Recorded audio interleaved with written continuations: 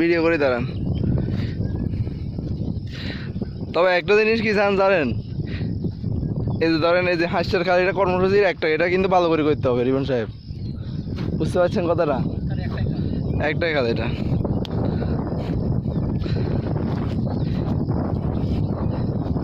এই যে স্যার আপনি কতক্ষণ আগে চলে যেতে চাইছেন, আমি থাকতে বলছি, নাহলে এটা ঠিক মতো কাটতো। আপনি তো স্যার চলে যাওয়ার পরে চলে যেতে চাইছেন।